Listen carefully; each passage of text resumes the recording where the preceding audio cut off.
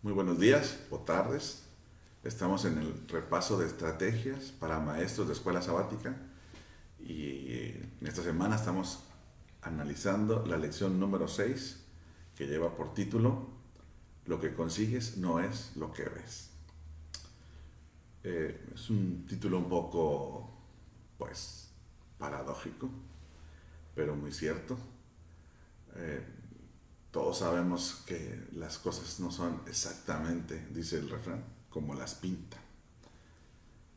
En Proverbios 14:12 encontramos una declaración que dice, hay camino que al hombre parece derecho, pero su fin es camino de muerte. También el apóstol Pablo dijo en alguna ocasión, ahora vemos por espejo, oscuramente. Tal vez el versículo no se entiende porque nosotros, en la época que vivimos, los espejos son muy nítidos, pero si se remonta a la antigüedad o si han visto alguna película antigua, verán que los espejos no eran precisamente no tenían fidelidad, eran más bien, mostraban un reflejo muy opaco o muy distinto de la realidad. Por eso el versículo dice que vemos oscuramente, por espejo.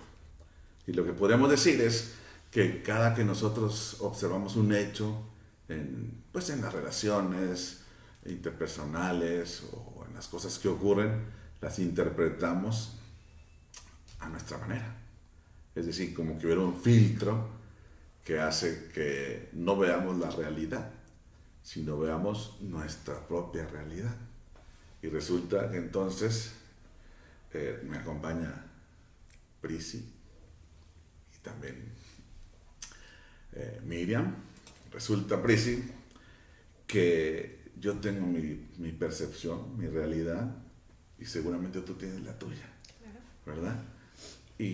Por supuesto Miriam, y entonces si aquí hubiéramos 10 personas y el que está del otro lado de la cámara, pues también tiene su propia percepción y es diferente. Entonces, ¿cómo podemos confiar en que lo que nosotros estamos entendiendo y percibiendo, esa es la realidad? Entonces, nuestros sueños, los conceptos que tenemos, las ideas, las opiniones, los pensamientos, todo, todo eso son imágenes distorsionadas de la realidad o imágenes que nosotros entendemos con cierto filtro. ¿Qué pasa o qué ocurre con los cristianos? Pues los cristianos deciden o toman la decisión de creer en la palabra de Dios y confían en lo que Dios dice. Es decir, dejan a un lado lo que ellos entienden o lo que podrían entender y se basan en la palabra de Dios. Bueno, pero estamos aquí para considerar estrategias de cómo explicar la lección o cómo repasar la lección. Y bueno, todos sabemos que hay que hacer que nuestros alumnos participen. A veces es difícil porque no todos estudian, sobre todo si son jóvenes. Y por eso aquí Priscila y Miriam, que son unas jovencitas, nos vienen a ayudar con ideas de ellas. Así que, bueno, Priscila, ¿tú qué nos dices? ¿Qué Bueno, estrategias usarías? yo considero que es muy importante que se realicen preguntas. Las preguntas siempre ayudan a que el alumno tome parte de este repaso, ¿no? Cuando el maestro se presenta enfrente y él presenta su lección de manera sola, pues entonces no involucra a los alumnos. Sin embargo, las preguntas pueden llegar a formar esa conexión entre el alumno y la lección. Entonces ahí creé una estrategia muy sencilla, muy fácil de seguir, que consta en 3 preguntas.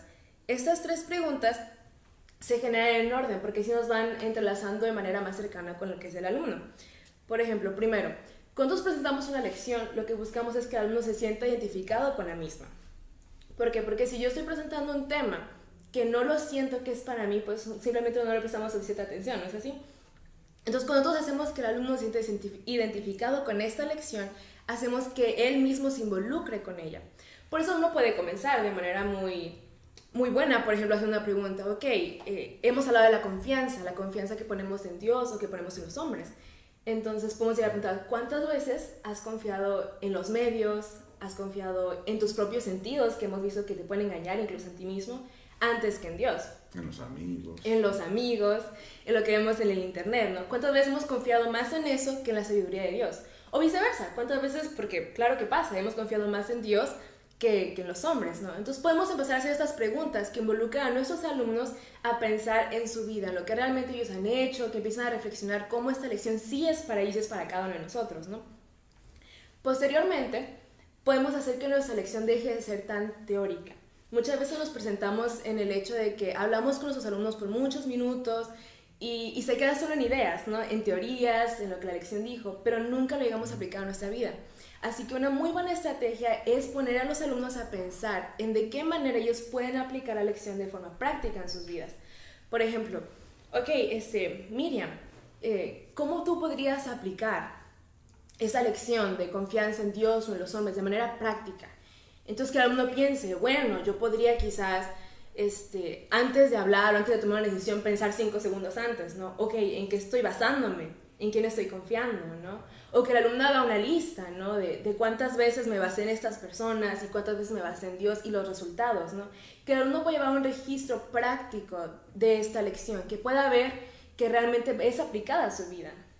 Entonces, esto puede llevar al alumno a una vivencia un poco más, no sé cómo explicarlo, más intensa, un poco más real de lo que es la lección. Y por último, me parece que es bueno una pregunta que los motive. Como cuando nosotros estamos con otras personas, escuchamos testimonios de cómo ellos han pasado su vida, de qué experiencias han tenido, siempre nos motiva a decir, oh, mira, a este hermano le fue bien, a él no. Entonces siempre es bueno hacer preguntas que motivan a nuestros alumnos, como por ejemplo, ¿qué ha pasado en tu pasado? Cuando has confiado en los hombres, ¿qué ha pasado? Cuando has confiado en Dios, ¿cómo ha resultado? ¿No? Poder compartir estas experiencias quiere a nuestros alumnos motivarse. Ok, sí se puede, ¿no? Si él pudo confiando en Dios, yo también puedo. Entonces, esas estrategias pueden llevar a sus alumnos a identificarse más con la lección y que puedan hacerla más suya. Y me parece que eso es muy importante dentro del estudio de la lección. Bien. ¿Tú crees que inclusive a lo mejor podríamos contactar a los alumnos previamente? Claro. Y esa última pregunta que tú dijiste, pues asegurarnos de que alguien puede comentar algo positivo, tanto porque confió en Dios, o un ejemplo de un problema que tuvo porque no confió en Dios, Claro. ¿no?